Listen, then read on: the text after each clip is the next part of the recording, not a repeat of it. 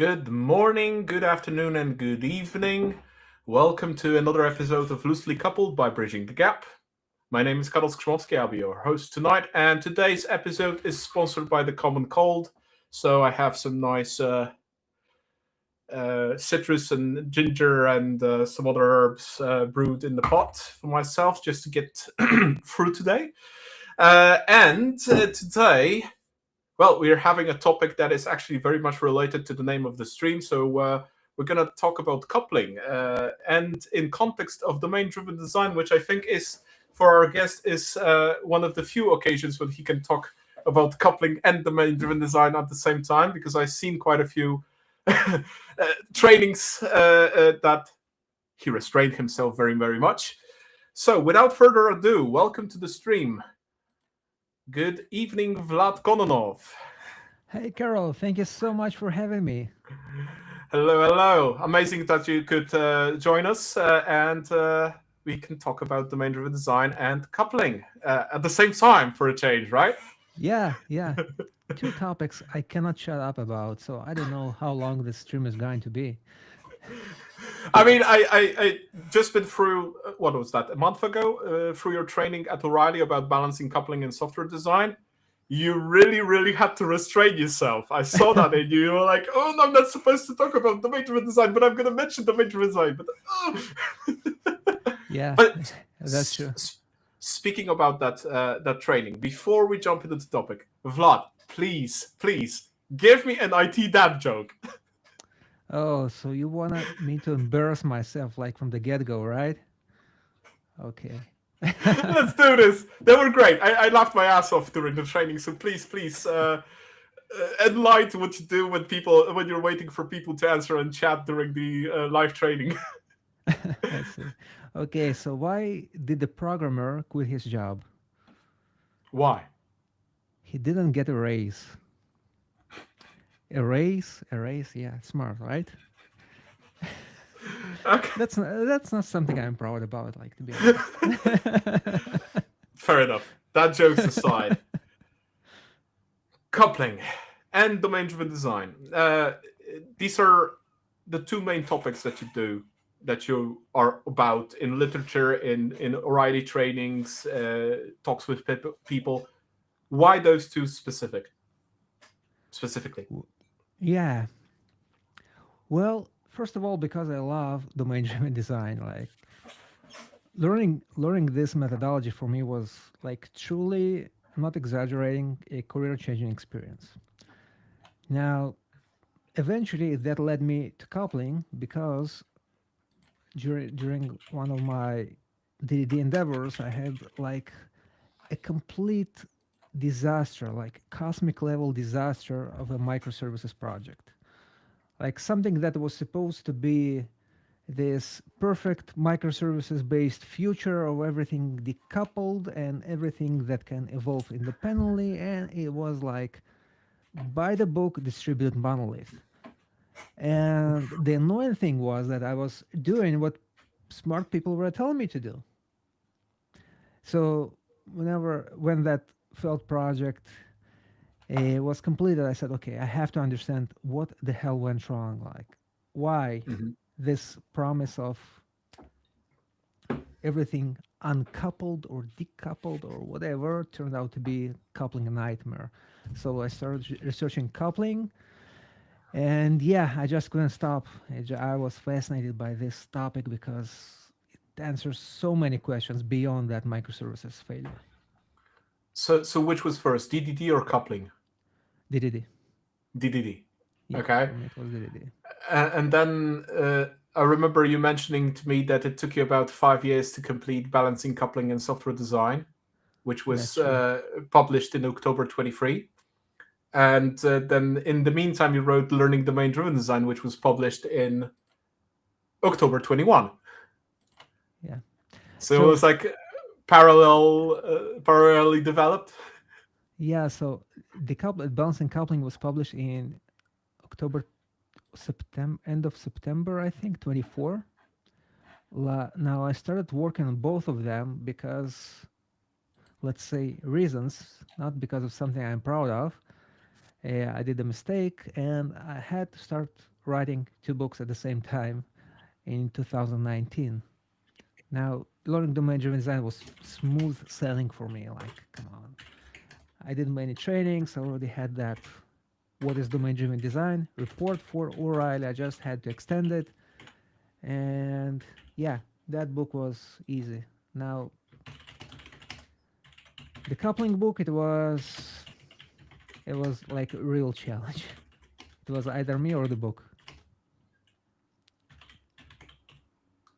And of course, the writing, balancing, coupling in software design was basically during a very problematic geopolitical era where you are at, right? So that was also quite a factor, I Oh, suppose. there were so many factors. Like, I don't want to get into it, to be honest, because everything that could go wrong went wrong during those 5 years. Like everything. We had COVID, by the way, 2020. The whole world stopped. I got stuck in a foreign country for 4 months. I couldn't get back home. Yeah, so many crazy stories. I can write a whole book about, things going wrong during writing of balance and coupling in software design. Yeah. And eventually I missed the deadline. Come on, What I'm a was the real deadline? software engineer. So the deadline, I had it back here on this wall, so now I removed it. But it was, if I remember correctly, it was October 21. October Yeah, 21. yeah, 3 years later. All right, just to some technical issues that we're facing. First technical issue: for some reason, comments from LinkedIn do not show up in our studio. So I hope the comments from YouTube will. Something went wrong technically, and we don't have that integration handled for some reason. Technology, right? And then the second public service announcement, because Vlad is currently experiencing a storm outside, and power tends to give out. So if Vlad suddenly disappears from the stream, he'll be back in a few minutes, and then I'll be forced to say dad jokes in the meantime. So for all of you to be warned that if Vlad just disappears, he'll come back. He'll come back, but it may take a minute to do so. I'll be monitoring LinkedIn on one of my screens, just a feed of comments, anyways, just to put those questions in as we go. But unfortunately, for some reason, technology fails at time. That's what it is. So, as a real software engineer, you missed deadlines, you failed at a project, you decided to learn from your failures, and that's why we have learning domain driven design, and that's why we have balancing coupling in software design as the two books. Both really great books because I read both of them and enjoyed every second reading them, and they're quite influential. Especially for me, not knowing domain driven design, that was way easier to digest than the Blue Book by Eric Evans. Uh, so that was a big influence on my education, at least. I hope that others as well. I know quite a few people that read Learning Domain Driven Design and they really enjoyed it. So now we can talk about domain driven design in the context of coupling. Now, the question is, where do we begin? Whenever, just pick a point and we'll make our way through. Okay, since I'm an integration architect, let's limit ourselves to system integration for the moment. Maybe we'll dive deeper into nuances, but let's start there. Uh, a lot of architects think that integration is simply exposing a REST endpoint. Mm, Now, if we integrate a system to a system, so let's assume we have a SaaS solution, it exposes a array of APIs, and we call that API from another system to do something, whatever that may be. At this point already, what kind of coupling we can expect mhm. and should consider as architects? Yeah, so at this point, we don't have all the answers, obviously, but we have some questions to ask. So, Fair first enough. of all, that API is our integration contract, something that Mm-hmm. we're using for integration. That's what we know about that upstream system. That's how we are integrating through it. So, we know what is the integration contract. The question is, what is reflected by that integration contract? If that integration contract is based on the model of that business domain that is being used internally in that upstream system, and that model is exposed through the API by using the same semantic terms, then what's going to happen if they need to evolve the model? Well, it's going to affect the API. In that case, we We have have a breaking change. yeah. So we have in that case we'll have not contract coupling but model coupling because we have that knowledge of that model. Now, what if in order to work with that I have to know something about how it functions internally. Hmm. Maybe there is some functionality that I have to duplicate in my system as well because otherwise that integration won't work. So now we have two functionalities being implemented in that upstream system and me, the consumer, the downstream system. Hmm. Well, in that case, if that functionality has to be changed simultaneously, well, we have a much higher level of knowledge that is being shared. Now we have functional knowledge. And ultimately, what if that system wasn't intended to be used through that API? Maybe that's an internal API, and you just figured out that, hey, I have that system by other team. They probably never intended other teams to integrate it with it, but I'll do it anyway. In that case, we're intruding their encapsulation boundaries. We're integrating with something that we shouldn't. So that's going to be intrusive coupling, like Hmm. intruding the encapsulation boundaries. So these four examples are four kinds of knowledge that can be shared across component boundaries whenever we have coupling. Like contract coupling is the lowest, all the way to intrusive, which is like the highest.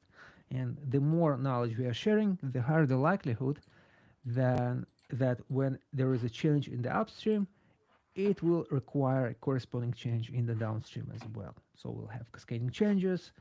We'll have a system that is a distributed monolith, like my project, my first microservices endeavor.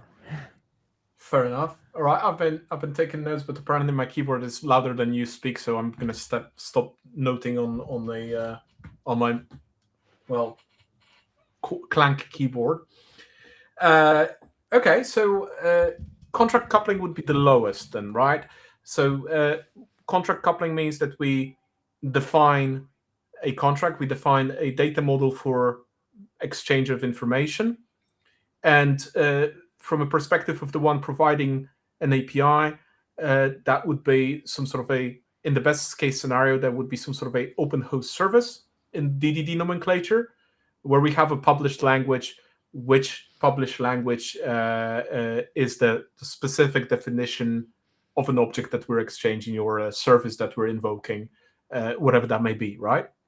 Yeah, yeah, exactly. That's the beauty of domain-driven design. It has answers for all the questions. It just takes time to get familiar with all that terminology. So yeah, open host service, that means that we have a bounded context like service system that exposes an integration contract that is like a model of a model. It's a model of their implementation model, which means the implementation model can change without necessarily causing a corresponding changes in the integration contract. And it also allows us to use multiple integration contracts, or in the D terms, multiple published languages. So we can expose two versions of the API that will work with the same implementation model underneath. So yeah, that's contract coupling in domain-driven design. And this, what we talked about in terms of domain-driven design, that's the general term for these phrases is context mapping, just to put it in perspective. Yeah, so in strategic domain-driven design, we're dealing with coarse-grained design decisions. We are identifying business subdomains, identifying their types, so that we'll be able to make smarter design decisions later on. And we also design coarse-grained components of our system. They can be microservices, but they don't have to be microservices. bounded contexts can be wide, like call them modular monoliths. Doesn't matter. Now, once you have those bounded contexts, they cannot be independent. Like if there will if they will be fully independent, they won't work together. That's not going to be a system. They have to work together. Now, how are we going to integrate them? That's not a trivial question. And to answer that question, domain-driven design provides us with that notion of context mapping, like how do we map the integration of different contexts? And there is a number of patterns that fit different situations. Some patterns are for cases when we have, let's say, well established collaboration between teams in charge of those bounded contexts, and others when we have some organizational friction between the teams and we have to address that in our software design. So that's overall called context mapping in DDD. For those who want a quick cheat on context mapping, there's a very nice repository on GitHub from DDD crew, and you can have there's a very nice large picture with a cheat sheet of all those different types of context mapping patterns that we're talking about right now. So feel free to scan the code and grab it, or just Google DDD crew context mapping right now, just to have that context for yourself. All right, now if we're looking further, so we had contracts, we have open host service. That's the best case scenario, pretty much, that we can have. So the lowest form of contract that we can have here, and then if we go down into the model. So if I recall my good old days when I was still working with XML, XSDs, and WSDL files, of course now you can do the same in OpenAPI specification. We use namespaces, and a lot of them. So if I wanted to have the API definition separated from the actual model that it was underneath, at least the data model, because that data model only composes the part of the model, right? Then I use two different namespaces, and I could completely separate them. And the internal data model could be different, could be bigger than the one that was exposed. Now, a sin that I did back in the day as I believe, junior developer still, when I was still working on integrations very actively, one time I exposed the internal namespace in the API. And then let's talk about what happens then. What are the consequences of such a exposition? Because then we jump into the model coupling, Yeah. literally, right? So what are the consequences of this? So first of all, you're saying you did it by mistake, which naturally puts you in a great position because I know many people making that on purpose. True. No, I was Yes, very much aware that this was a mistake, and I managed to fix it 4 years later. But that's how long it took to fix it, I see. to find the budget and to actually touch that part of the integration, to make it happen. That required a lot of planning with other systems to actually refactor this. Yeah, so here, domain-driven design, first of all, domain-driven design says that once you're exposing your model with distant teams, distant consumers of your API, whenever you will want to change that model, well, you will have to negotiate that change with them because they have that knowledge that know they do know what your model looks like and now you want to change it. So in order for them to understand the newer version, you have to coordinate that with the second team. That's why domain driven design puts emphasis on protecting that knowledge within bounded contexts. We have open host service, we have anti-corruption layer, which is similar but from the other way around. Now, at the same time, that's the beauty of domain-driven design. This methodology says, but you don't have to be way too strict about that because there are cases where you can round corners, and that's fine. For example, let's say that you're implementing like core functionality of the business, something that is the company's core competitive advantage. This is Mm-hmm. like the reason that functionality is the reason why your customers are choosing your solution and not your competitors. Well, in that case, your business will want to optimize that solution to make it better over time. Why? Because those annoying competitors, they will try to copy whatever you're doing, and you want to stay ahead, so you will have to change it. It will change frequently. So that model, you want to be able to evolve it as efficiently as possible. On the other hand, there are different business functionalities which are not really that interesting from the competitiveness standpoint. In DDD lingo, they are called supporting subdomains.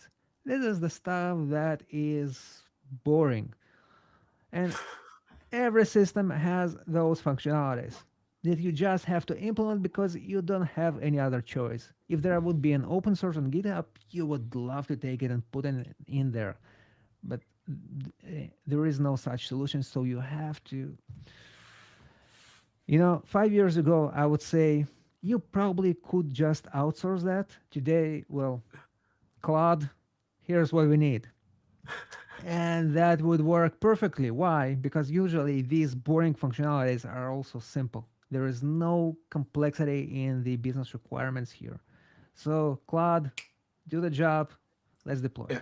Now, and and on top of being simple, they're quite repetitive most of the time. So yes, basically, if they're repetitive, then all the lovely LLMs have plenty of source material to learn it, because they yeah, cannot learn core domain functionalities, because that's our business differentiator. So it's not going to be the same, right? yeah. Uh, and in supporting in generic domains, that's plenty of that. Yeah.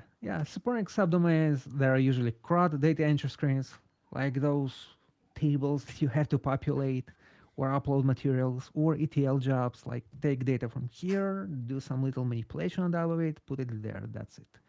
Not like a real business algorithm with some business complexity.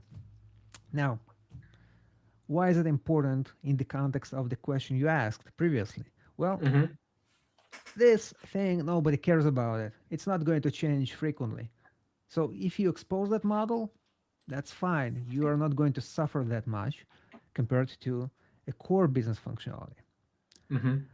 Now, the important thing, however, is to draw the line, to identify the two cases, because again, I've seen companies rounding that corner, exposing the models, and that works fine. Nobody complains about it because those are subdomains. So, hey, that works for supporting subdomains. Let's do it for our core business functionality. And guess what?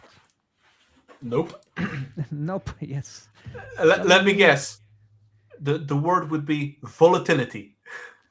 yes, the volatility, the rate of changes in core subdomain is way higher than a supporting subdomain. That, talking about subdomains, where would you place an integration platform? An integration platform. Yes. It So in depends. okay, that's my favorite Yes. answer. Go on. No, that's it. That's the answer. Just kidding. It depends what kind of integration that is, because there are integrations that are simple. Like there is nothing really interesting about it. Like in DDD terms, you at most implement anti-corruption layer. You take the model that is exposed by the upstream, do some modification on top of it, and here you have your data. That's it. So that would be like supporting flavor. But I've also seen companies that didn't have any core subdomain like in its regular sense. Like there is no business Okay. algorithms, nothing really interesting. However, the integration magic they did about things that looked unintegratable, that was their competitive advantage. So in those companies, the integration was their core subdomain. Oh, interesting. Because I always consider integration platforms and integration as a field being mostly the supporting subdomain. The technology itself is generic, but what we do with that technology as a platform technology and how we build those integrations usually lands in my book in supporting. That's what I see most of the times. But that's an interesting view on it. I will give you an example. And All right. so let's say you're implementing a system that is going to send receipts that you get in a shop as an SMS message. Mm, So basically, that system does the integration of that cashier's computer or cashier's printer and whatever system you're using for sending SMS messages. Is it trivial? Hell no. That's by far not a trivial system. That's like no. complexity on top of complexity. But in the heart of it, that's integration. Okay, that makes a lot of sense. Going back for a moment to AI, we have a nice question from David, our colleague from SAP. Hello, David from Palo Alto. It's nice that you could join us. To what degree we can teach AI agents about DDD and coupling?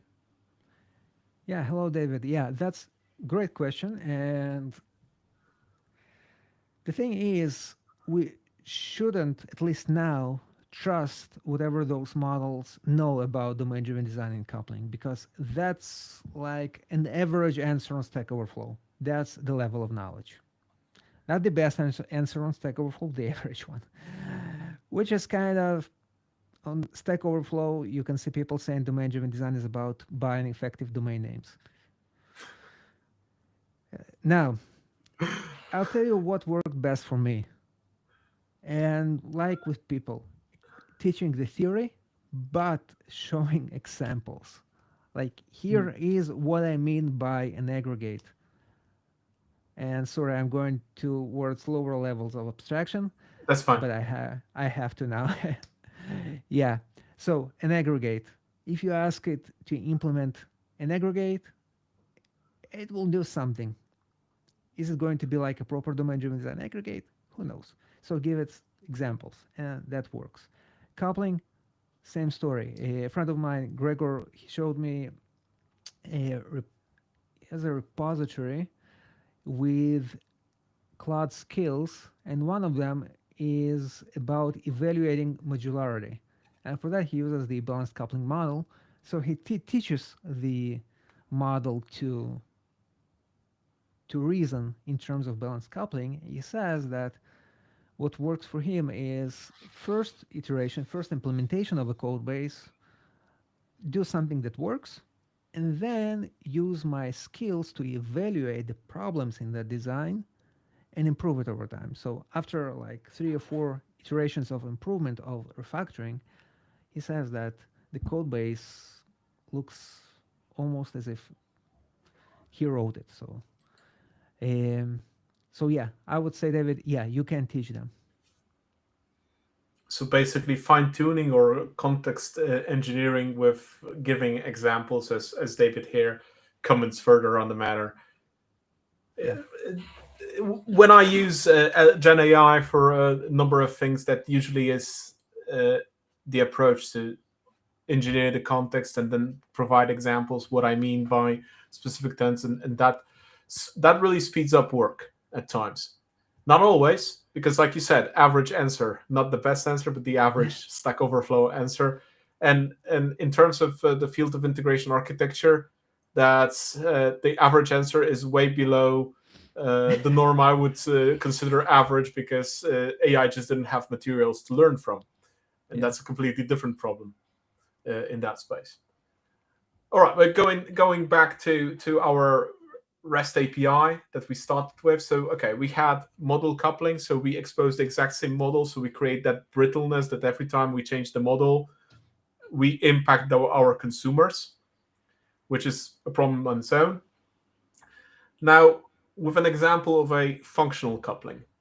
And in my head, when I listened to you explaining functional coupling, I instantly it popped into my head a API where there were optional elements, but because the structure of the API is very poorly designed, for example, it's a flat structure with optional elements, but there are dependencies between different elements that some elements need to coexist with one another when you call, even though they're optional, and it's nowhere described.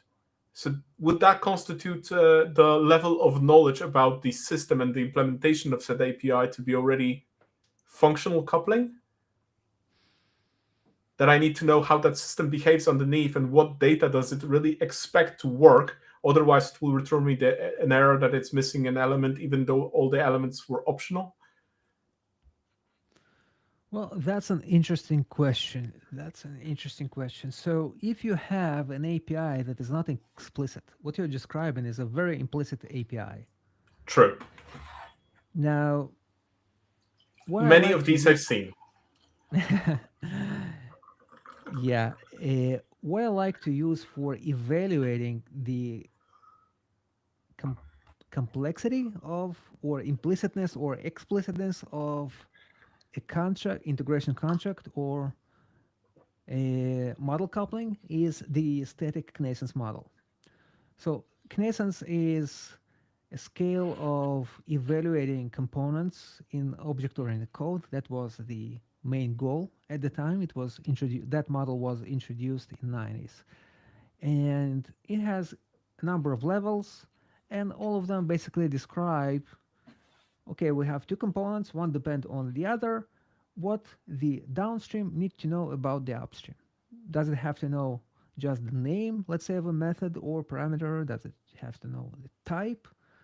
If, let's say, a number has like a magic value attached to it, like you pass 7, and that 7 means not number 7, but order of in status completed.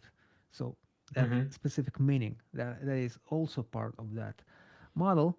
And the next level is it has a very misleading name. It's called kinesis of algorithm.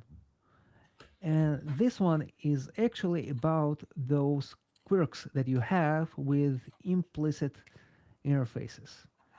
And it kind of reminds me of that one, I would say.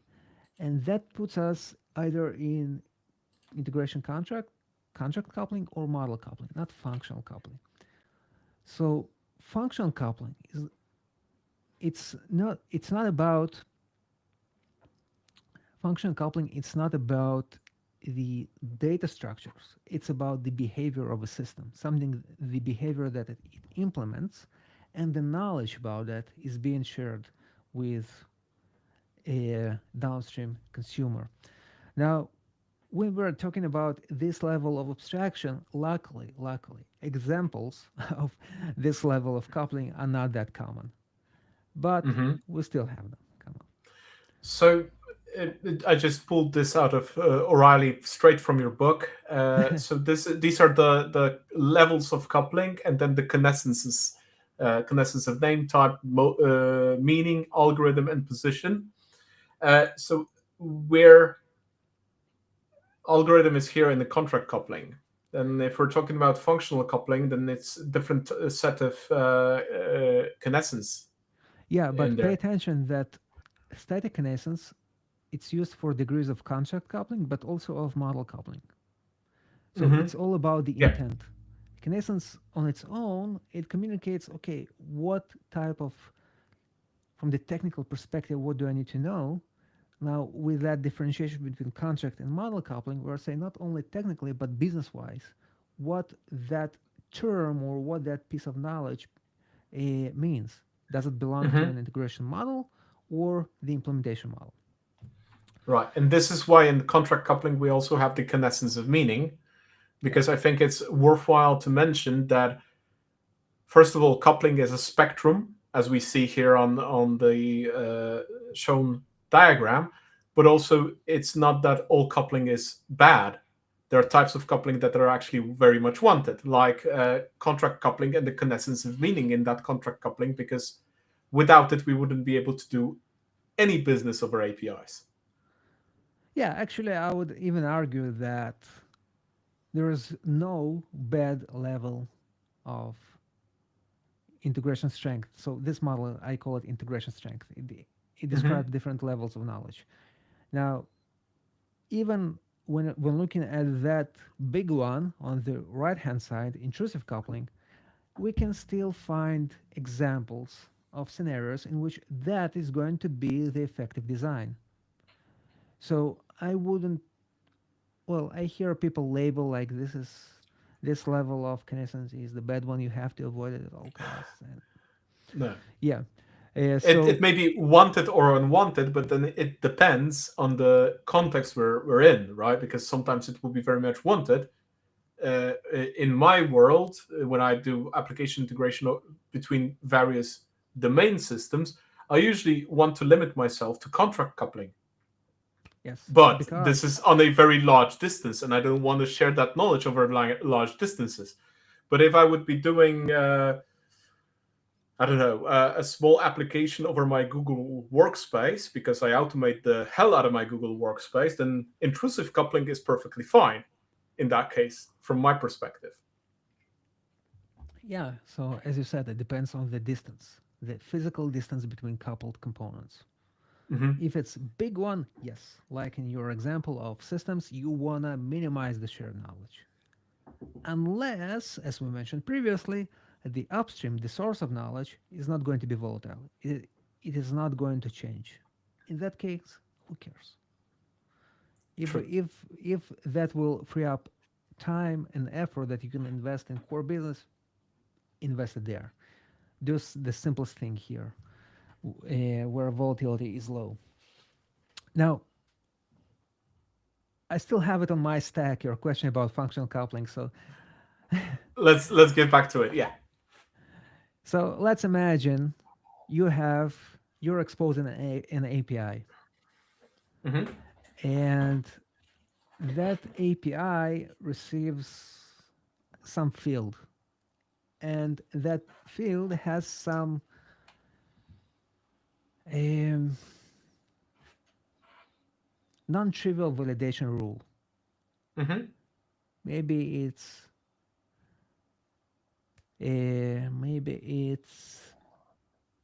you know what, email, like Okay. simple email. So you have an email that should be passed. However, internally only Google email addresses are supported. So Mm. maybe they're ending with Gmail, or maybe it's Google for domains. I don't know. I encountered that. So the API looks like, okay, I can pass any email, but only Gmail works. Now, whenever that internal implementation will change, if they add support for, I don't know, Microsoft Live emails, or they remove support, well, that's going to affect the functionality that can be implemented by the consumer. So that's kind of borderline example of functional coupling. Now we can take it the same example in different contexts, can be even contract coupling. But the case that I'm basing it on, like real life case, that was an example of functional coupling. Because I will explain, the consumer had to support the same platforms implemented by the upstream. That I actually seen that in practice. Mhm. Only the other way around. It's not about having a specific platform; it's excluding a specific platform. Oh, even worse. Okay. Even worse, because I remember registering for a trial account with one technology, and to register, and that technology offer also when you register to the academy, they offered certifications for free, which was very lucrative. But because they had too many people registering just to get the certifications for free, and they cheated the hell out of the certifications because they were not proctored, so they decided that they allow registration only with company emails. So if Mm, you had the popular email like Gmail, Hotmail, or any other this kind of an extension that is a common extension from a public email service, then you couldn't register. mm, So that you fill out the form, you call the API, and the API says, "Sorry, you cannot register." So I think that's an example also of the functional coupling in that sense. Because then yeah. the form actually, the front end had to implement specific error handling to handle that somebody sent in the data that are not validated, but they didn't implement any validation on the form itself, which was Mhm. interesting. Yeah, again, examples of functional coupling on that level of abstraction are pretty rare. In Mm. But again, they exist. If we get back to my second favorite topic, domain driven design, then we have like a pattern not anti-pattern, a pattern in domain-driven design specifically that teaches you how to do it, how to implement functional coupling on that level of abstraction.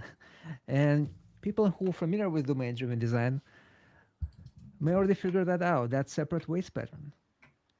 That's the case of you have two bounded contexts that are owned by different teams, and people in these teams, Hmm. maybe they hate each other, maybe they located in different time zones, or for any other reason they cannot collaborate. So the idea says, okay, in some cases, don't force them to collaborate. Instead, just let them duplicate that damn functionality, as long as that functionality doesn't belong to your core subdomain. In that case, that's going to be pain. If it's generic, if that's supporting, let them do it. We'll have functional coupling. And this is where Conway's law comes to play a lot, so that we organize our architecture according to the team compositions, not the other way around. That's where a lot of other things come to play, where we actually, especially in large corporate environments, when there is a lack of communication between different departments, different lines of services, and we get shadow ITs, and then we have those separate ways, not only because people hate each other, but because they just don't know that they exist, Oh yes. and this is a lovely mess. That's dangerous mass because in that case they can end up implementing duplicating core subdomains, and then it's going to be pain. I don't believe I ever seen that, but you're absolutely right that this could be a non-trivial risk. Yeah. That would be hellish to dismantle. Uh, yeah. Now, okay, then how to? If we're looking at functional coupling or even intrusive coupling that is unwanted, and if we mitigate by having separate ways, or we have that shadow IT, looking at domain-driven design and looking at coupling problems, especially the invisible coupling, because there is a kind of coupling that is not visible, especially if we have two or three teams implementing the same functionalities, uh, maybe not knowing about each other. Yeah. Then how to even get into that and try to dismantle that, especially that this kind of pathological coupling is very, very hard to identify. Yeah, it is very hard to identify. And as Eric Evans said years ago, not all of a large system is going to be well designed. That's something that we have to just understand, agree, and live with that. That's a rule of life. Like there will be entropy somewhere in the system. But with domain-driven design, what we can do is we can steer that entropy to parts of that system that don't really matter, like supporting subdomains, Mm. generic subdomains. If we can do it, that's it. We did our job as designers, as architects, whatever. So going back to your question, how do we dismantle it? I would say that that's my first answer when people ask me about domain driven design. How do I introduce it? Like, we have that system, it's legacy, it's been implemented for X amount of years. We have turnover of engineers. What do we do now? Well, you're not going to tell Claude to rewrite it and make it perfect. Like, hey, Claude, I want this to be domain driven design. Go ahead. Or even Ralph, it's not going to work. Hmm. So instead, what we need to do is to identify pain. Now, that can sound funny, like pain system. Well, I'm that serious. And identifying pain is important, and it can also be difficult because in those types of companies, people get Hmm. used to pain, so they don't feel it anymore. They're like, okay, yes, so I want to change the color of a button and it's going to break something in that team. And yeah, I have to talk to them first. I've been doing it for years. Yeah, and I'll do it for another year. So that's integration pain, but people are not noticing it. So, as an external consultant, I believe that Our goal is to help them identify those pain points to make them as explicit as possible, to get an agreement that, hey, you have a problem here. That's something that makes you less effective. And once you have that agreement on the problem, well, we can discuss an agreement on a solution, how to change that. Now, change that it depends. Some people are scared of domain driven design. Nothing we can do about it. People hear domain driven design, they hear complexity, bounded context, aggregates, and they, I think a lot of people are scared of the word complexity or the word governance. And it's like they hear governance, you say you start talking about, okay, we need to implement some sort of governance over this, and they go like, no, no, no, no, no, no. We don't need more governance. It's not that they don't need governance; they just didn't have good governance over things. They just had management. yeah. Yeah, so people have different traumas. We have to adapt the solution we are proposing not to trigger their traumas, their PTSDs. And if people are afraid of domain driven design, well, that's fine. I can talk to you in terms of coupling. So we have here knowledge that travels long distance and its source is volatile. What can we do about it? Can we make the source less volatile? Yes or no? No? Okay, so let's shorten the distance. Or Mm. maybe we can reduce the knowledge. If not, shorten the distance. Uh, that's the coupling terminology. I love it because of its effectiveness. And now, domain driven design, if they're not afraid of it, okay, let's talk about models like what's going on. Why do we have those maybe cascading changes? Maybe we have coordination issues. Maybe we have constant friction between teams. Hmm. All those issues can be addressed by picking the right DDD pattern.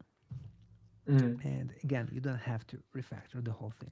Just identify strategic areas that really, really beg for improvement, improve them, like do the 20% of work that will bring you 80% of the value.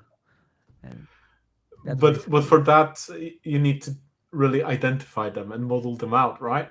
So, which of the tools available would you use to identify to do that discovery?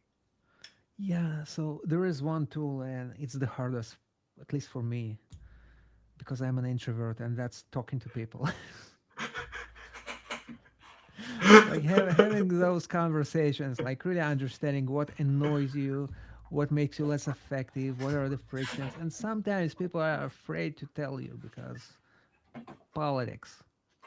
They don't want to sound like the one who complains about everything. So yeah, I try to didn't like the Fight Club. Don't exactly. Yeah, And that then helps the Philip DD. Philip continues. If you're here for the first time, you have to model. I love that. Fight Club for the win. Yeah, but Philip is my co-author of the DDD Yeah, of training, course. and he's very versed in DDD, and he's a DDD coach, so he can be a smarty pants about it in comments because he went through all those dramas related to domain discovery, etc., going into event storming, Mhm. and using those tools on a lot of conversations. And you're right, this is yeah, for an introvert, that's definitely something that may be problematic. Uh, I'm I'm not the one to enjoy these conversations always myself. I do instigate them often, but sometimes they can be very, very difficult. That's very true. Yeah, Because we're literally, when we're doing that domain discovery, we're touching the really painful parts. yeah. That's what I see, at least. And speaking about the painful parts, can you tell us a little bit about the socio-technical and socio-organizational aspects of coupling? Because I think these are the parts of coupling that very few people talk about. And I know that you have plenty of stories on that to explain that and tell us how this actually works, because they are also, in my opinion, very relevant, not only for interoperability topics, so integration architecture, but for running a company and actually using domain systems to run that company and do business. Yeah, that's a great question. And it takes us back to the notion of distance. Okay. So we have knowledge that travels from component A, from the upstream, to component B, the downstream. Mm-hmm. Now, what is the distance that it is being traveled by that knowledge? If they are close to each other, maybe within the same module, maybe even within the same file, the distance is low. If you have Mm-hmm. to change them simultaneously, that's going to be easy. Like they're close to each other, it's almost like modifying one thing. On the other hand, we have, let's say, the other extreme that you mentioned. We have two systems or maybe two services in an enterprise company. Mm-hmm. Now, those two services are different code bases, different projects, different repositories, probably. And if they have if they have to change simultaneously, then well, now you have some effort that you need to invest to make the change happen because you have to coordinate the change across that distance, across those components. And of course, that also induces cognitive load. It makes it easy to forget that there is that distant part of the system that has to change as well. So you will just change what you remember of, deploy it, and see the fireworks when you deploy it to production. Now, that's the technical aspect of it. Mm-hmm. And as with everything in our job, things become more complicated because of people. Now, let's introduce people into that equation. So we Mm-hmm. have, let's say, two bounded contexts being integrated, sharing lots of knowledge, and they have to co evolve for reasons. Let's say that they are sharing knowledge of model. Kind of no in DDD world, but let's say that that's our scenario. We have two bounded contexts, model coupled to each other. The model Mm-hmm. changes in one, the second one has to implement the corresponding change as well. Guess what? Although that sounds like a no in domain driven design, that's actually an integration pattern, part of context mapping. That's called partnership. In partnership, two teams implement ad hoc integration. They just integrate somehow. Whenever that integration doesn't work, they will resolve that integration issue through collaboration, through conversations, through helping each other. Now, when that pattern is not going to work, well, when those two teams don't have that well established collaboration, Mm-hmm. in that case, that pattern is not going to work. Now, let's talk what is the difference between the two scenarios. Well, first one, those two bounded contexts could be implemented by one team. Can Mm-hmm. they collaborate with themselves? Probably, yeah. So, in that case, the distance is kind of a, let's say the distance between the people is short. So we have the Mm-hmm. technical distance plus the personal, intrapersonal distance. That one is short. Maybe these are two teams sitting in the same room because that's a small startup company. They're maybe working out of the garage and they really try to help each other because that's their only chance to collaborate. That pattern Right. will work. Again, the social distance is low.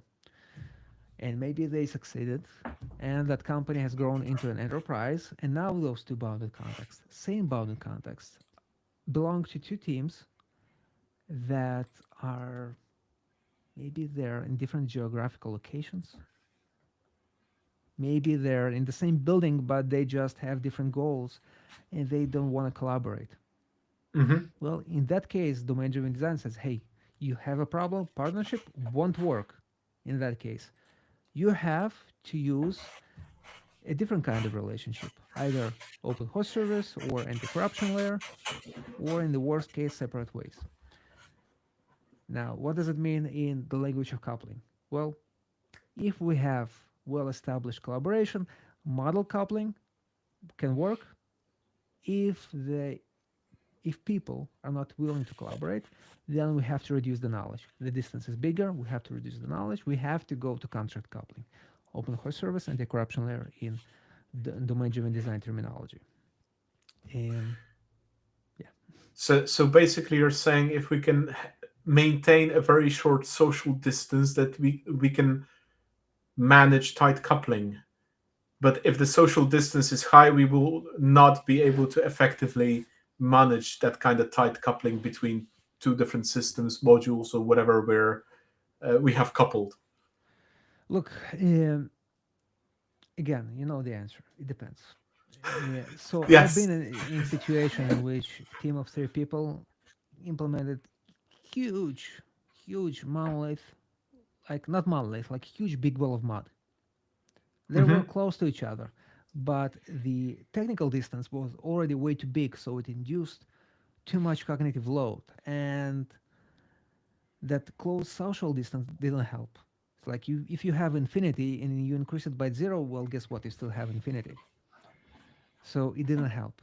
Now, in my previous example, what I meant is you can make some pragmatic decisions to round some corners.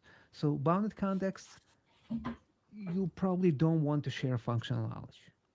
You can share model knowledge to a degree. Like sharing integration contract, that's the perfect case. Startup companies, guess what? Not always you have time. Sometimes you have to be pragmatic. So in those Yeah. cases, what I'm saying is if the social distance is managed, then yeah, it can work if you're around the corner. But you have to watch for organizational changes because organization growth, change, yeah, and it's going to make your design decisions that work yesterday a disaster tomorrow. I've been in a company once that was acting like a startup, and they assumed that the social distances were very low, and they required tactical decisions all the time. Hmm. Speaking about architecture and proper patterns and engineering was frowned upon. And of course, they suffered through that horrendously because they had so many tight dependencies between different teams that at a point they couldn't even manage that. So that heavily influenced the code base of all the teams that were working on completely separate modules and completely different things functionally. And just to weigh in here, we have the user with a lovely name, Left Toe, getting lost in our conversation because we're flowing towards people management. I think it's worthwhile just to reiterate that software as it is, it's not just an art form that we just sit down and write software. That software usually has a purpose, and that is a business purpose, and it comes from people. If people don't align on the purpose of the software and on the requirements, on the dependencies, then we're going to have a problem that influences our architecture and development and testing and the actual end result and usability of that software. And even if at first it is usable, then because we have those dependencies, that different types of coupling, then we'll have a problem later because it's not going to be scalable, it's not going to be extensible, or whatever other characteristic we're diving into. And I see the YouTube comments were started to go crazy to the extent that I'm not able to keep track because they started talking about the trolley problem with railroads all of a sudden. So aligning teams as a railroad and everybody has their own tracks. So YouTube is going crazy tonight. That's absolutely cool. Uh, so we could have a laugh instead of dad jokes. We have YouTube comments going in to have a laugh about. Yeah, Great comments, by the way. yeah, that's a cool way to model it. And they're basically on point of the Yeah. discussion. Absolutely, and especially this one. It's a people management and organizational management and making organizational changes is an integral part of uh, design. Without that, without stakeholder management, we cannot really do proper design because if we don't identify those key stakeholders that we depend on for the success, then we're probably going to fail. But that's a again a different part of it that is not exactly coupling, but this part of DDD where you need to bring the right stakeholders, the right people with knowledge into the room to model out the behavior, model out the business process, model out the bounded context domain and the dependencies between them. I can take it towards coupling. No problem at all. Please do. So, what domain driven design tells us? It says at the core of strategic domain driven design, we have to cultivate a ubiquitous language. We have to build that shared understanding with domain experts, and we should do it by that annoying way of speaking with them, and building that shared language in the language that business people understand. Now, in DDD, that's called ubiquitous language. So, ubiquitous language basically reflects their mental model. So, we're using the same model of the business domain to communicate with them. Now, if we are not going to do it, if on the other hand, we will try to build one canonical model of the business that's going to address all use cases of the system, no matter what business stakeholder it addresses. Well, guess what? When you will communicate with that domain expert, you will have to use different models that are not really related to that stakeholder's perspective. So that knowledge will flow in that conversation. And given that we all have a slightly different model of reality, anyways, because we all model whether we want it or not, Yeah, uh, it's always a matter of aligning those models. And without talking about those models, we will definitely have different models in our heads. yeah, It's one of the exercises I always do with people at the beginning is say, okay, but what do you mean by this term? yeah, Please explain, because it may be a common term, but may be also commonly misunderstood. And then I have an assumption that this is this and this, and my assumption may be wrong, but I'm making those assumptions because I have already a model in my head, yeah. and Like what that's is a the service? oh. What is integration? That's my favorite. I've been in the company where the word integration meant at the same time application integration and data integration. Mhm. Imagine the confusion because these are completely two different things. Uh, People absolutely did not know what they were talking about. And there were literally some people that thought that data integration and application integration is one and the same. Mhm. Yeah, that's the beauty of domain-driven design. Like, come on, talking to people, that's common sense. Speaking with people in their language, that's common sense. And that's like the main critique I hear about domain-driven design. That's just common sense with fancy labels on top of it. And I'm like, oh, really? So why the majority of people are not using that common sense? Why is that common sense not that common? Why are you not doing it?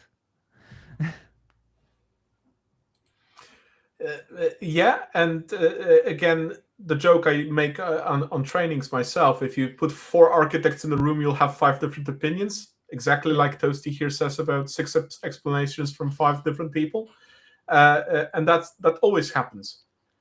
Every Yeah. time, just yesterday, I've been asking a group of architects what is extensibility, and I had literally for the group of four people in just sitting in that part of the room, I had five different opinions of what is extensibility as an architectural characteristic. Mhm. Nobody could give me a straight answer.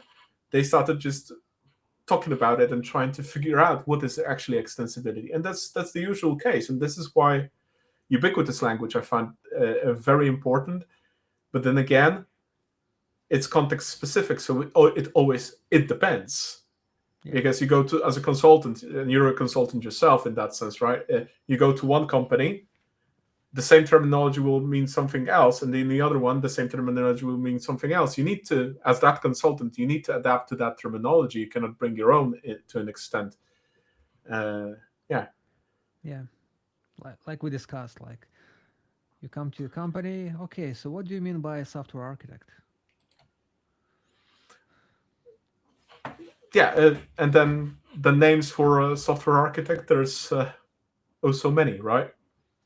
And the roles and the responsibilities Yeah. and the oh yeah, that's a whole different topic. We can refer to a video from Mark Richards just on that single topic where he just rants about the different roles and the maybe general understanding of what those roles mean. But oh, this one actually we can put into coupling very easy because that's basically semantic coupling, Yeah. So the quintessence of meaning. yeah. So it depends if you're using the model. Okay. So if you're communicating in the same model, then yeah, that's model coupling. Now, if you're talking to someone else who is not familiar with that shared language, and you have to simplify it, but you still have to explain what happens in that business domain. Well, you simplify it. Maybe you remember that episode of The Office with Michael Scott when they had to explain the accountant had to explain him what's going to happen if they're not going to spend all the money by the end of year, so next one will get less. And he said, like, I don't remember exactly, but he explained like he was 6 years old or something like that. So that was like an integration contract. A approximation of a model to be able to convey that message. Yeah, model over model. And now we're gonna get it depends joke in chat. Perfect. That's what we're aiming for. I find it the most right answer in architecture, anyways. It depends, but then we can go cracking. Uh, Well, usually, if you explain what it depends on, then that's fine. If it of course. depends, it's annoying. Yeah, we tend to talk about the seniority level of different people. If you're a junior, you'll have an answer for a question. If you're a meteor, then you'll say it depends. If you're in senior, you'll say it depends, and you'll start explaining on what. And this is a show of does somebody really understand the topic that they're talking about in that sense. Yeah. But that's a completely different ballpark. Uh, Now, where were we? Where were we in terms of coupling again? So the uh, last question was about people, about social right. interactions. Yes. So, uh, if you if we put it in the context of Conway's law, can we explain coupling using Conway's law? That because that might be an interesting one. Yeah, You that's you, interesting. you recall Conway's law, or should Of I just bring course. it up? Yeah, of course. I'm not going to say it word by word. I don't remember it, but the No idea worry, is I the have it handy. architecture. The architecture is going one day is going to mimic the architecture of the company, the organizational structure. Hmm. Yeah, again, organizational structure makes some people closer to each other, so the distance is reduced. Some are more distance from each other, so they're not going to collaborate. So as a result, the technical distance will be affected as well.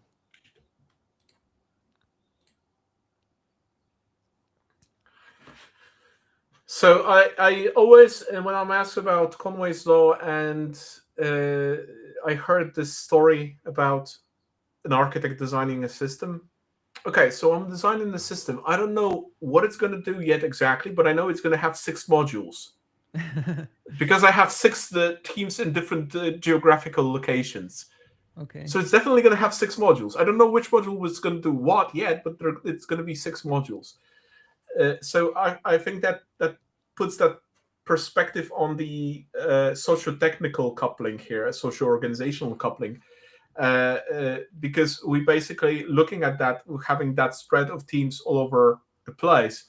That would then mean that we want to have them going separate ways, or well, at best separate Yeah. ways, because we already anticipate the problem from Conway's law, but we might as well go consumer provider uh, or something like that, or partnership at times if they're closer, right?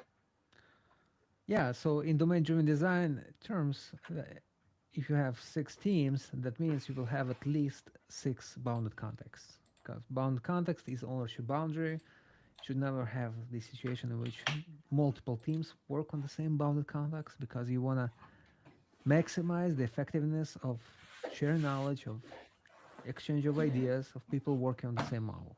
And model is encompassed by a bounded context. So at least you're going to have six bounded contexts. Now, we don't know what they're implementing, so maybe some of the teams might require even more bounded context because they're Mm-hmm. driven not only by organizational structure but also by models. Maybe they will discover conflicting models. Let's say that a team implements multiple subdomains, and to implement those functionalities, they need two different ways to represent real world entities. They need multiple models. Well, multiple models, according to domain driven design, that means multiple bounded contexts. Mm-hmm. Yeah. And yeah, and of course, you analyze the nature of those teams, how they are able to collaborate, whether they're willing to collaborate. Uh, I would say that separate ways it's something that you want to avoid as much as possible, unless you absolutely must, just as shared kernel. Um, but yeah, it's you know, everything new in our field was that we invented recently. We just rediscovered it because people were talking about it like decades ago. Conway's It, law, it it's like structured it's like design. hype cycles. Every time something pops up, we get to rediscover the same old things that were defined a long time ago. Yeah, Uh, I'm looking at certain aspects that pop up again and again. We had microservices and the uh, rising popularity of REST and JSON. And with that, we had to rediscover all that there was already described through XML and SOAP.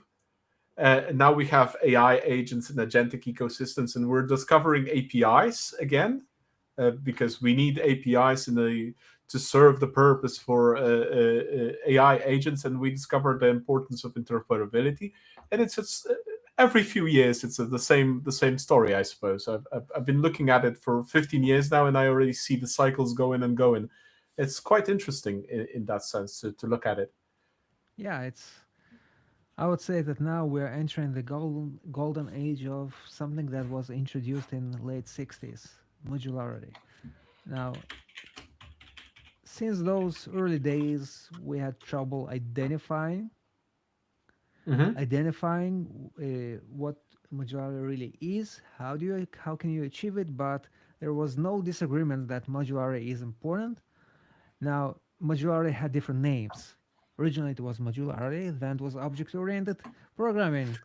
The goal was modularity, but it was labeled True. as OOP, microservices. Guess what? That's still Modularity. good. Modularity, yes. And now, But to be fair, on a different abstraction level. yes, yeah, that's true. Now we have those things that write code for us. And those darn things are a bit stupid when they have to think about lots of things. So how we're going to tackle that? Modularity, Modularity. yes. Oh my, yes, and we're already looking at least in my field, that organizations are not willing to change the way they govern data and govern interoperability, and that already stems a lot of problems in agentic AI implementations, because of course they want AI agents without a proper use case, Yeah, but they want, because the hype cycle continues, they go on the bandwagon and they need it.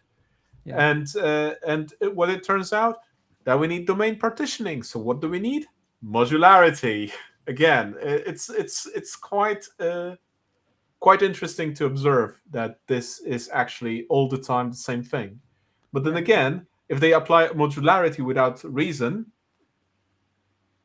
then we get lost again. yeah. But by the way, domain-driven design, I love domain-driven design. But what is it? That's a way to achieve modularity. Pretty much, yes. Because Yeah, we're basically dissecting everything into separate boxes, into yeah. So pieces. that's the problem with modularity, with that concept, and it was problematic from the get-go. Like we need to divide a system into those components, but how on earth do we do it? Like Barbara Liskov said it like many years ago. She said if you take a system and decompose it into components arbitrarily, what you will get is not modularity. You will get a distributed monolith or a big ball of mud, whatever. You won't get good design. There is you need good reasoning when you're decomposing a system into components. And that reasoning, for me at least, it was elusive until kind of clicked, and then the coupling book came along. Like we have knowledge, we have distance. That's Hmm. it. If we absolutely have to share knowledge, there is no way to avoid it. We have to share lots of knowledge. Things will change together, bring them close to each other. That's what usually is called cohesion. If, on the other hand, the knowledge that is being shared across boundaries of components is low, like they don't not really related to each other, increase the distance. They won't change together. Put them in different components. Um, and yeah, so modularity is that relationship between distance and knowledge, and its goal is to manage the cognitive load that you will have to experience when you will have to modify to change something in that system in the future. Now, I just wish right now that I had handy your deck from Balancing Coupling and Software Design, the training on O'Reilly, because you had this absolutely wonderful slide about cohesion, coupling, and distance. The four quadrants that you Yes, had. Uh, I can describe it. I remember it by yeah, heart. Like I you know. can Go wake me ahead up in the then. middle of the night. Yeah, I can. So let's take knowledge and distance. And for the sake of this example, for the simplicity's sake, let's say that we are treating them not as a spectrum, but as a binary value, high or low. Hmm.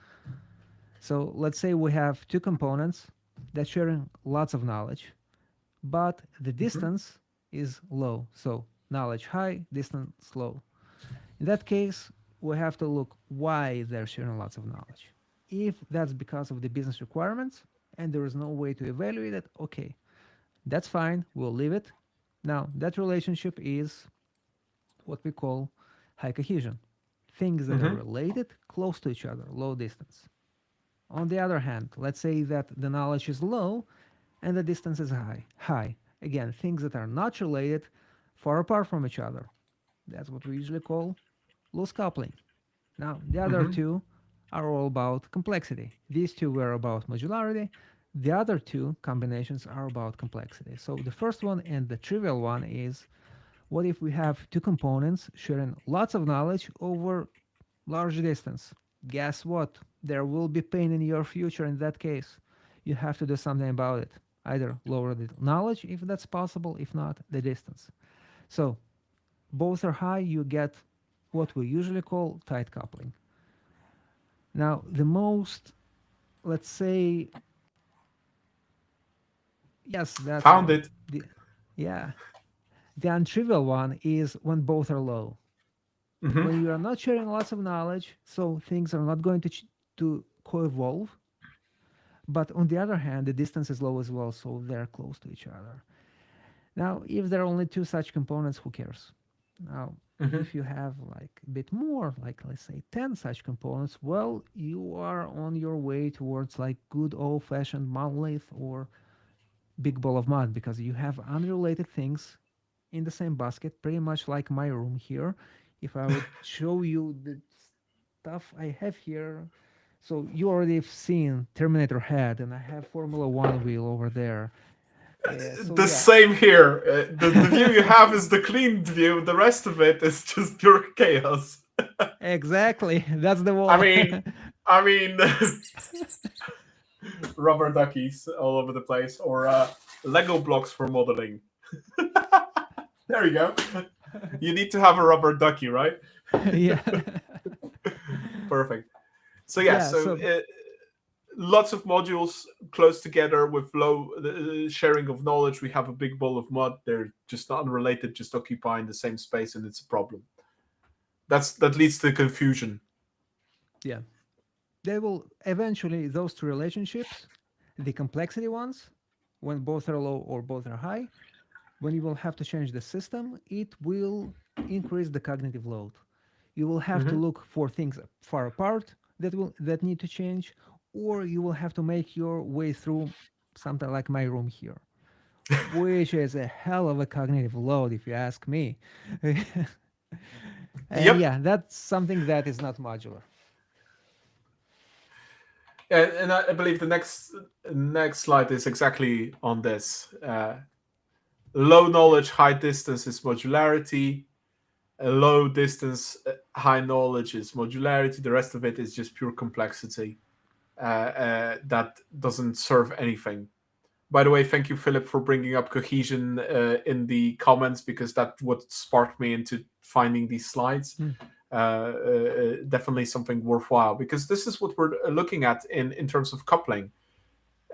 Do we have actually modularity, which is great, and then or is it just complexity, and it's added complexity that we don't need in this place and should be refactored and moved away somewhere so that we manage that complexity properly?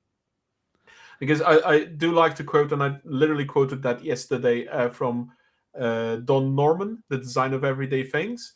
It's not the problem that we have complexity. Simplicity is something that we should really look out for and not have, because simplicity is not there in real life. All the problem domains that we're touching, they're never simple.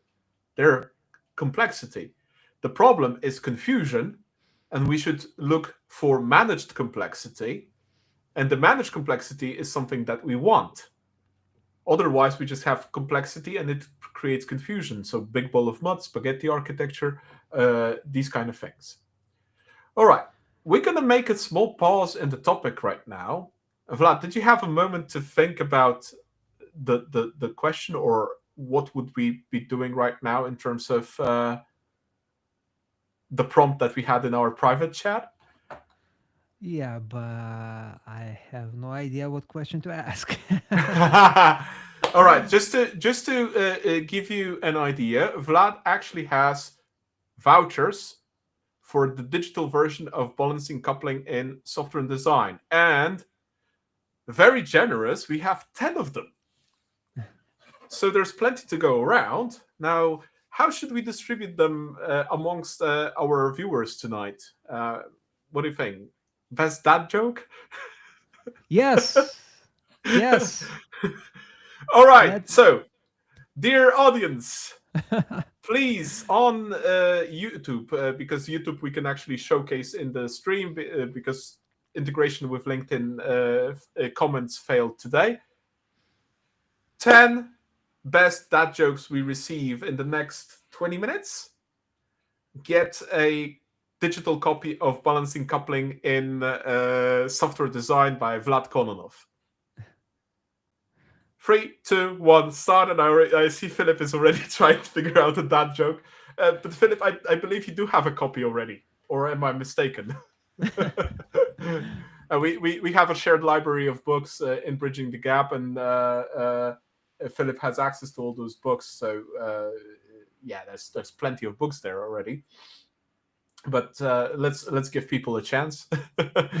All right, going back to coupling. So of course we talked about distance. We talked about the knowledge shared, which are two factors of coupling. Then we have a third axis to the puzzle, right? Because we're operating in coupling, at least in your model that you describe in the book. We have three axes, three characteristics that we need to look out in terms of coupling. So the last one is volatility, right? yeah, yeah, that's true. So the model that we discussed before the prices section was Hmm. kind of idealistic. Like either something is modular or something is complex. Either something reduces cognitive load or it increases cognitive load. And the question is, let's say we have something that does increase cognitive load, but do Hmm. we necessarily care about that? Because again, if you look at domain driven design, sometimes domain driven design tells us we don't care, separate ways. We don't care. From technical standpoint, domain driven design says use those advanced patterns like aggregates, event sourcing where it matters most in core subdomains. Supporting subdomains, let Cloud do its thing or outsource it or just some rapid application development framework, something quick and easy, something that will just work. So we have to introduce that healthy pragmatism into our decision making. Hmm. And we can do it by looking at the source of shared knowledge. Let's say that we have that relationship of both values are high. High strength, lots of knowledge, and high distance travels across, let's say, systems or services. Now, if we will have to change that upstream component, the source of knowledge, well, guess what? Probably the downstream will change as well. So the question we can ask is, will it really change? Because Hmm. maybe that's a legacy system that nobody cares about. Let's say that many, organizations have that old legacy system that does its thing. People are afraid to touch it, but sometimes you need to integrate with it. So if it's not going to change, if it's not volatile, well, use some of its implementation details and use them for integration. Go to its database directly and take whatever you can because that schema is not going to change. So basically, that what we are doing right now is we are blending that ideal modularity thing and saying, okay, we don't need modularity in this place. And it's all about volatility because Hmm. that part of the system is not expected to be volatile. Now, legacy system is probably an extreme example. If we go back to domain driven design, then we have those three subdomains, three types of subdomains. Core, they will change the most. You have to assume that high volatility there and there is no other way around it. Supporting subdomains, nobody cares about them. They will change rarely. And if they change, those changes are going to be not that dramatic. Unless, of course, there's a big change in the organization and supporting subdomain morphs into a core subdomain. Then you have to redesign everything. I have a caveat to that. Yeah, Actually, one of the systems that changes the most in large IT ecosystems is the integration platform, and it's in the supporting subdomain most of the times. And integration platform has the most volatility, or interacts with the most volatility, and it's a can you give me an supporting. That's example? Yeah, that's an all right. interesting case. Yeah. Okay, So so when I work on the integration platforms and what we do, especially if we do API-led architecture, which is three layers of abstractions, those layers of abstractions are there to support composability of services. So we can compose new services, new business functions based on the exposed data in the adapter layer, and then the composition layer gives us that we can compose that data objects into services, whatever those services may be. Now, if I have the providers of data just behind, so the domain systems just behind the adapter layer, whenever they change anything, the impact hits the integration platform, but not always hits the consumers of those services because we just mitigate that impact of changes on the consumers because we hide that impact within the adapter layer, the composition layer, and the channel layer. And at different changes impact different layers of abstractions in the integration platform on its own, not necessarily impacting the end consumers. So let's say we have five consumers consuming one service in the integration platform, and one of them needs more data in the response. So we make changes on the provider systems, on the domain systems that are upstream. I'm never going to get used to the upstream, downstream, but Yeah. provider is upstream, right? Yes. Yes. Provider. Okay, in the upstream, we make changes on the upstream. That changes trickles through the adapter layer of the integration platform, the composition layer of the integration platform, and then is exposed in the channel layer only to that specific consumer, while the rest remain untouched because we have that ACL in the channel layer that bars them from being impacted. So actually, all the volatility of all the upstream systems is then squished into the integration platform and mitigated so that it doesn't reach downstream. That I think is an exception to a supporting domain being less volatile Thank in you that so sense. much for saying that because you naturally led me to the next topic I want to talk about. Perfect. Because, volatility can be natural. Yes. So, the volatility that is caused by the business domain. And it can also Yes. be, let's say, inferred or accidental. Now, let's say that you are a supporting subdomain and you depend on a core subdomain. And that one,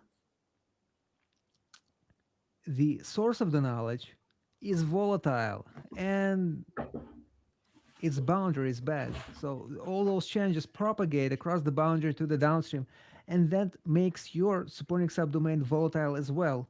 But not because of the nature of the business, but because of the design, because of the way that that upstream doesn't care about its knowledge spilling outside of its boundary. It basically introduces that situation we discussed earlier: high knowledge, Mhm. high distance. That's exactly the case. Yeah, and Precisely. yeah, and And at times we take the integration platforms, and when that upstream system doesn't care about knowledge spilling, we put a barrier as the adapter layer so that yeah, knowledge doesn't spill. So we actually put all layers of the integration platform are essentially anti-corruption layers, yes, and exactly. they have a different function in terms of anti-corruption that they serve. The channel layer barring the consumer systems for the knowledge of the integration platform spilling out to the consumers. The composition layer barring the knowledge about individual upstream systems spilling into the channel layer, and then the adapter layer hiding that whatever is the logic, the access logic, the data models of the actual upstream systems. And this is exactly that cascading spill that we're just blocking with dams of abstractions. Yeah, And of course, different integration platforms, different number of abstractions, because if we go to broker architecture and there are integration platforms that are in that specific architectural style, they have a single layer of abstraction, and it's very hard to give more. And then the problem of solving coupling and problem of solving volatility becomes a little bit more trickier. Still manageable, yeah, but it depends on hmm, what the company needs. yeah, yeah. Again, I love that. First of all, that's an example of a great implementation of anti-corruption layer, the domain-driven design pattern. Second, it's a great illustration of the balanced coupling principles and what happens when they're broken. And it also explains how balanced coupling can help you to identify and guide you towards a solution, which is to introduce the integration contract, which is anti-corruption layer. Love that example. But I will just go back to the notion of subdomains and I'm not joking when I say that what you described in the book is like 50% of my work. It's true. It's just basically managing that coupling, managing that complexity, uh, pure essence of it. yeah, and Okay, going back. yeah, so what I meant by volatility of subdomains is the natural volatility, not the Yes. accidental one that can be caused by poor design. With poor Mhm. design, yeah, if you implement a big ball of mud, then yeah, it doesn't matter. If it's supporting generic core, doesn't matter. Everything will be volatile and everything will change together. That's very much true. Yeah. So if I look at system to system integrations, well, if we have point to point or event driven architecture, that usually is very hard to control that volatility. That's usually always high impact and a high degree of coupling. So we experience not only contract coupling, but also going into model coupling very often. But Hmm. then if we introduce integration platforms in between, that we can have that more refined control over that volatility and how it influences, impacts the other systems, meaning domain systems, because the integration platform itself is not a not a domain system from a business perspective, right? It's a Hmm. supporting system, Yeah. as we already agreed upon. Well, depends. In some Uh, cases, it can be core. yeah, we already established that at somewhere close to the beginning of the stream. Now, Philip is asking, have I shared the riddle for Eric Evans? And yes, we did talk about the riddle before the stream. Uh, quite a nice story on its own about exactly integration platforms and the purpose of integration platforms in a sense of domain-driven design. But I think I told this story too many times over the stream that I'm not going to repeat it again. Uh, and we're still waiting for the dad jokes. There's still plenty of room in the comments for the dad jokes. I think we have about 4 now. So if you do want to receive the book, then please do add the dad joke in. Uh, okay, where were we coupling wise? Volatility, third degree. I What else wanted to, can be? sorry, Yeah. sorry, Carol. I just sharing here a quote that you reminded me about. I'm shared here in the private chat if you want to Mm, share it in the group chat. Up to you. yes. I'm gonna put it in captions. Give me a second. There we go.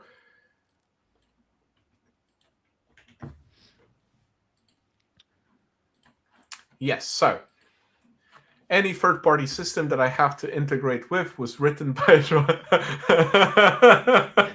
by a drunken monkey typing with his speed. Oh my! I think you're hitting the absolute sense of my work at this point. The number of really badly composed APIs, definitions, behavior of APIs that I've seen over the years really reflects in this particular quote. Yes, you hit the spot, nailed it on the head. Oh dear, that's very true. Now, since we have our colleagues from SAP somewhere in the chat, they were quite active. I don't know if you have ever worked with SAP R3, because now the current standard is SAP for HANA, which is a very nice rounded system. But R3, the way older version of it, uh, you couldn't integrate that without a SAP specialist present in the room, Beautiful. because they yeah, that was a definitely a job that secured you for life in that sense, Yeah. because the interfaces of SAP R3 were all the attributes were named as abbreviations of Yeah. German words. They were not decipherable for anybody who was not in the SAP ecosystem. So this is exactly the essence of the drunken monkey typing, because You know what? you could That, not understand that. that reminds me of microtic routers of Mm. their interfaces. Microtik routers. Please tell me. I have no idea what that is. Oh, so that's a router that Uh huh. some consider like consumer device, but to Mm-hmm. configure it, you need like a person that specializes in that thing because its user interface is next level. It's like Windows 3.11 Battleship Gray, and it's full of, like you said, those three-letter acronyms. Oh yeah, Now yeah. that thing works like I don't know, like it's bulletproof. You configure it once and it will work forever. It Okay. doesn't need no maintenance, but to configure it, wow. Yeah, that probably is quite an issue. And this is again, we're literally uh, we're in the aspect of coupling because that's a the connaissance of meaning, Yeah, right? yeah, We have the connaissance of name and type, where we yeah, already screwed up on the connaissance of name. yeah, We maybe not screwed up on the connaissance of type because maybe the types are actually, let's say, well defined in the contract. But then, if we screwed up on the connaissance of name, how can we even go into the connaissance of meaning, which is something that we actually very much need in the contract coupling, right? Because we want that contract coupling. This is something very much wanted because we want to convey the contract that has a meaning and we can use the shared meaning of data. And then how can we even convey that right then, right? We, again, landing in the coupling area. yeah. Yeah, even with contract coupling, we can still make it hard to work with. Again, from the modularity perspective, that interface won't reflect your implementation models, won't Mm-hmm. reflect your functionalities, implementation details, but it can still be very hard to decipher. So we have connections of meaning where you can communicate by exchanging magic numbers, for example. That's one way. A connaissance of algorithm can make Mm-hmm. things a bit more complicated. There is a famous example from the original book about connaissance when it was introduced. Miller Page Jones used the example of a system that returned a sorted array of values of Mm-hmm. numbers for some endpoint, but because of the bug, the last two values were always in inverse order. So the consumers, when they received that, they had to Okay. do the same behavior, the same algorithm to take the last two numbers and reverse the order. And now they have a sorted array. So that algorithm was conveyed and it could be conveyed across integration contract. It still could be possible. Yeah, but there we're adding. Well, it is connaissance of algorithm, but then if they didn't know it through the contract, then basically we're looking more into the functional coupling, right? Yes. Well, yeah, Literally. they figure that out. But yeah, that's an interesting point because once they fix that bug in the upstream, that functionality has to change in the downstream as well. Otherwise, guess what? The integration won't work. So yeah, that's a very, very good point. That's borderline functional coupling here. And they fixed the part the functional coupling, and then we back to contract coupling. But we, by fixing it, we introduced impact, change impact into all the consumers, which Yeah. is again heavy. And going back to my lovely example where I screwed up something by namespaces and exposing the model coupling to a consumer, and it took me 4 years to fix it. Yeah, we fixed it, but it took real effort and a really big project to incorporate those small fixes of those namespaces. These are the namespaces that was just one line in an XML, Yeah. in it, well, XSD precisely, but one line in an XSD that needed fixing. But because of that, we introduced a lot of brittleness, and it cost us 4 years of that contract brittleness uh, to be able to really fix it, because we couldn't develop those services independently. They always had to be developed with all the consumers in line consuming the same services. Yeah. That's horrendous. But yeah, and then here we have a great example of even deeper form of coupling, which is functional, because the switch of the sorting. Oh man! So now I hope everybody can now see how these really small things can really introduce very tight coupling, and that's why we do need those anti-corruption layers that really solve those problems. But what is an anti-corruption layer? It's just a layer of abstraction on top of that. What is the logic of that system, really? or the open host service being that layer of abstraction on top of that.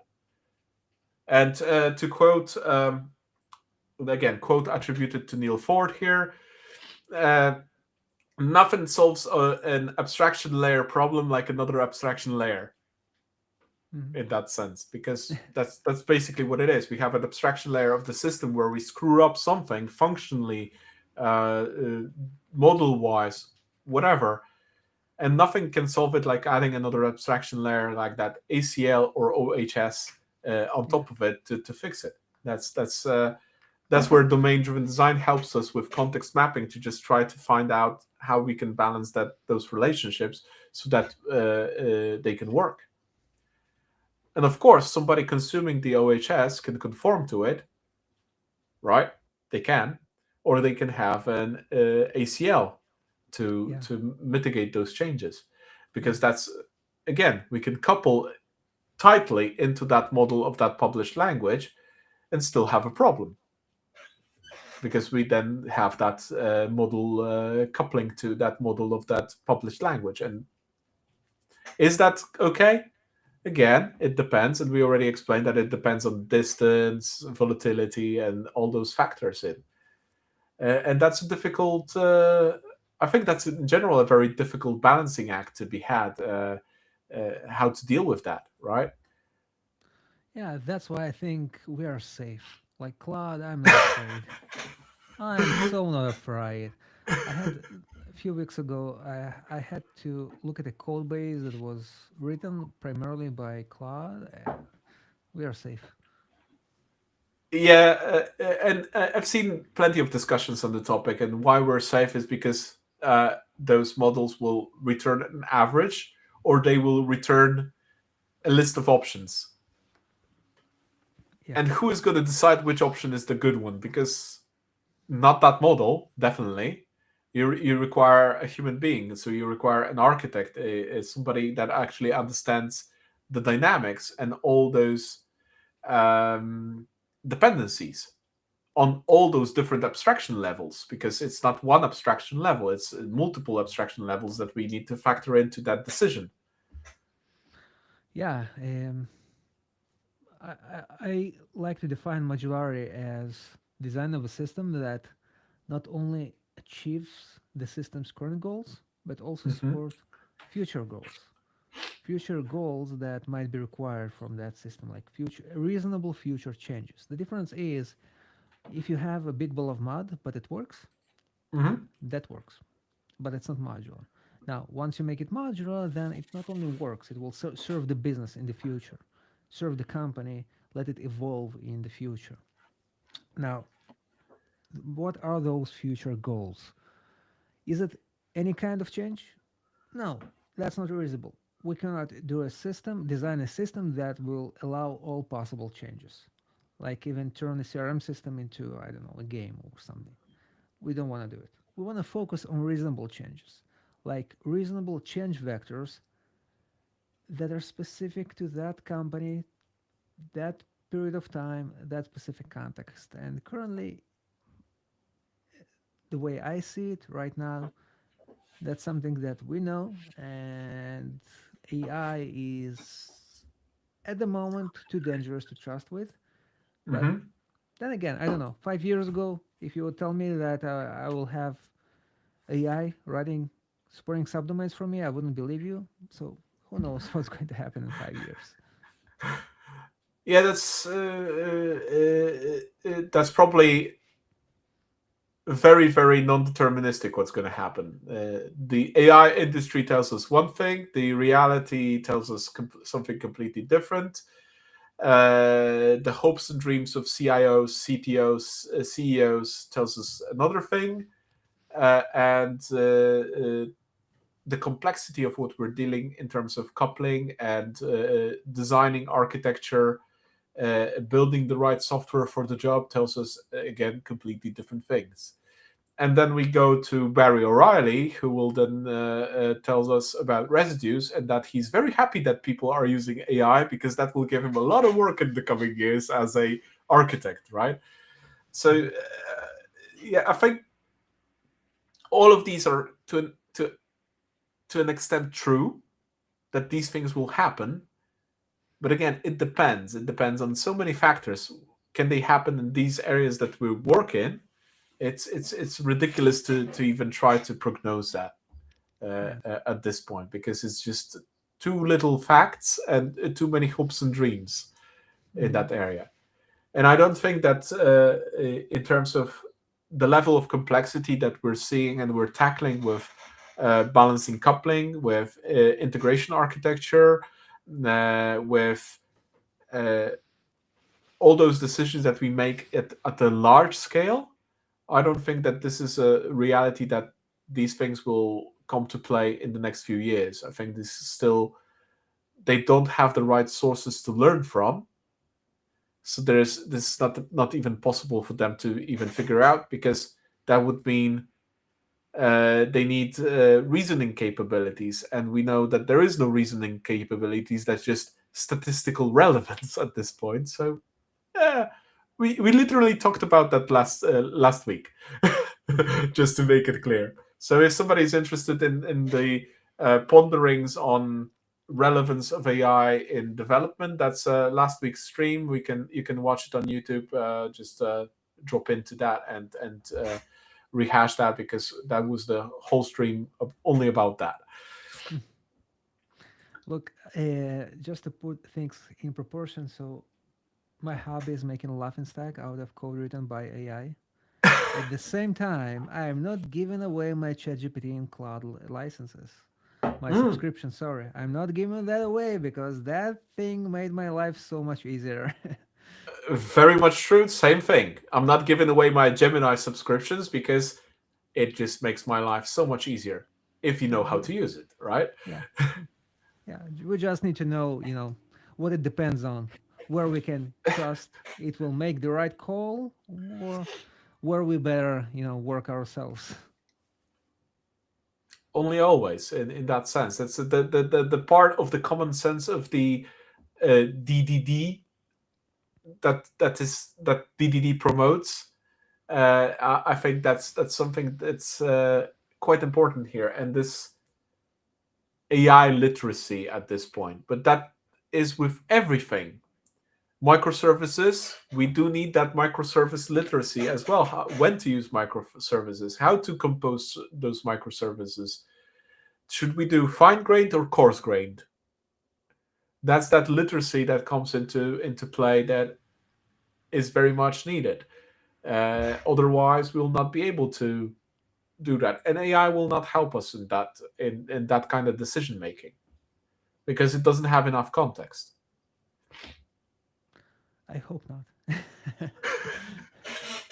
Now, I tried to ponder upon that, how much context you need to build up for Gen AI, and I looked at the context I'm gathering as an architect to make architectural decisions, and just the sheer number of abstraction layers that I need to touch is overwhelming to put in an AI, because it's just those abstraction layers are so different dependencies wise, because we're looking at the business level of business requirements, business needs, business wants. Then we look at translating that to business processes. That's another abstraction layer. Then we're talking about translating that into architecture. That's another abstraction layer. Then we're talking about translating that to development, to tests. There's We're just riding that elevator up and down all the time. If you put all those abstraction layers into LLMs or one AI agent, that's hallucination waiting to happen, rather than it being able to produce something, because this is just too much Well, today. What's going to happen today. in 5 years, in 2 years? I'm afraid to make Predictions. a bet to bet on something. I'm only betting on sustainability, Sustainability. because right now, if you look at OpenAI, they're losing money because of sustainability of the solutions. Mm. If you look at companies burning through tokens, uh, again, sustainability of those solutions. Uh, and in that sense, I think our knowledge about understanding coupling, understanding those dependencies, being able to answer it depends, that's the crucial part because we're more sustainable than those solutions. Yeah, that's an interesting way to put it. Yeah. And this is the one reason I think that AI will definitely not replace us. All the other reasons are questionable. Unless we find an infinite power source, then we're good for the next few years. I see. That's here we have exactly to the point because I'm building a new PC right now, and this is my nightmare. Oh. That Stefan mentions the cost of DDR5. DDR5 now costs as much as a good chipset, a good graphical chipset. I never figured 5 years ago that RAM would be so expensive. And that's exactly the point, right? That's exactly the problem in that sense. All right, we're still waiting for a few more dad jokes. So if you want the book, please do post a dad joke in the comments because I don't think we hit 10 yet. Otherwise, we've been at it for 2 hours. I believe we did not touch upon everything coupling wise or everything DDD wise. There's plenty more to talk about, but personally, my common cold is getting to me, so I'm dying here. Oh. I drank the whole jug, but it didn't help that much yet. And 2 hours is a lot of time. And I know that you, Vlad, after 4 hours about talking about coupling, you're already dead yourself. So 2 hours is quite enough. So last chance for anybody else to drop in a joke. Um, and let's get into a few, and I mark them with stars. Let's see what we got. So, Stefan, we have sodium. Yeah, okay. Okay. Good one. Yes, well, that's a meta joke of that jokes, I suppose. Then we have a very nice one tied to the theme of the domain-driven design. What do you think, Vlad? Yeah. Yeah. Good one. And continued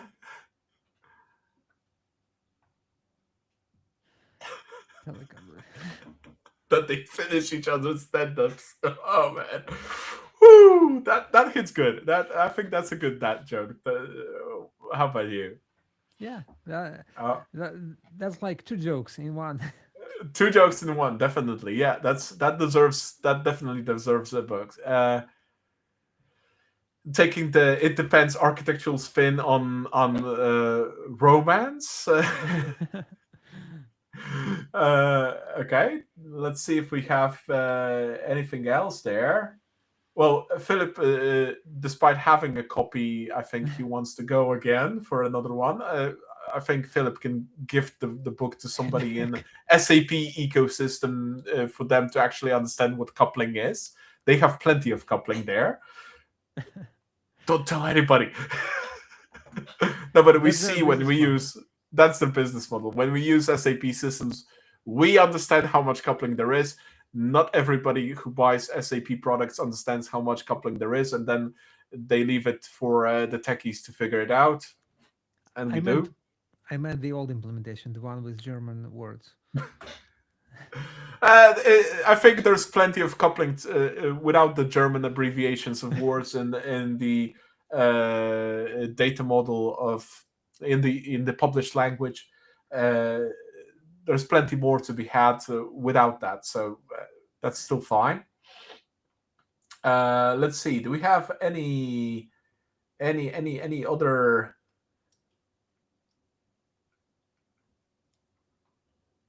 Now we have only people laughing at the jokes. So okay. You know what, David, that asked the first question. Let's add him to the list because I love the question. Okay, we get David into the list. All right. We'll contact David as well. All right. Okay. Anything else that stands out that we can? Anybody else that stands out that we can add to the list here? Sorry, I couldn't keep track of all the messages when I was busy talking. I'm single threaded. Fair enough.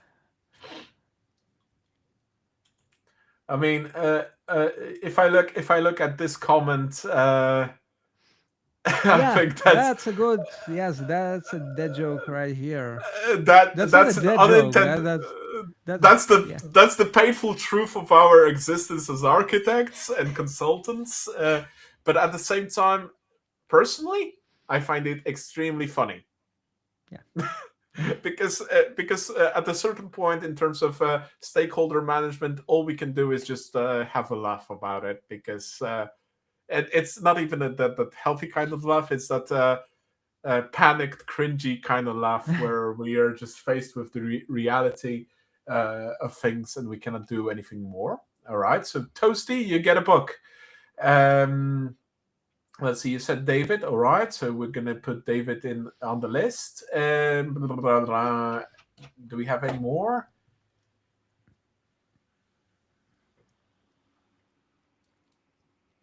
Ah, right.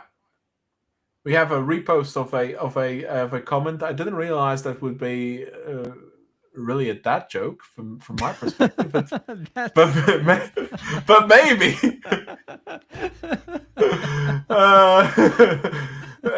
Or maybe it just didn't hit me, but apparently it hits you very well. So yes, okay, yeah, definitely. I missed that one.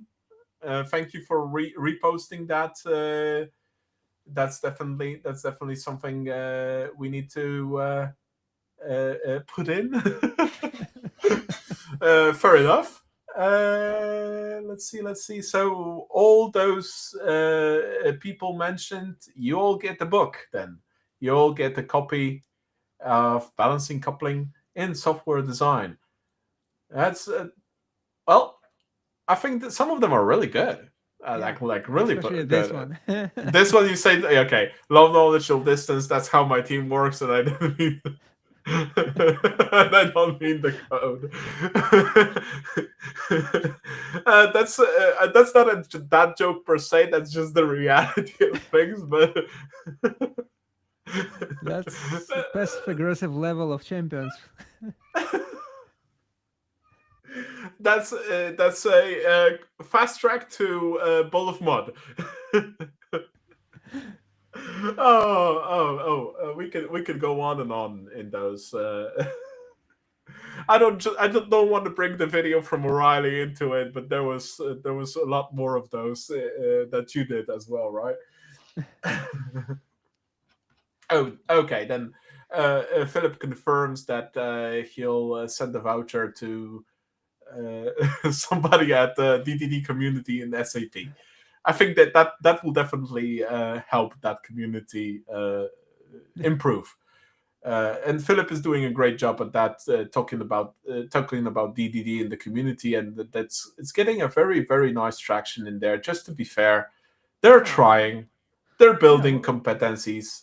There's 40,000 people trying to learn DDD within SAP, and I think this is they're doing a really good job at getting traction of domain driven design and understanding coupling within that. So hopefully we'll get better products.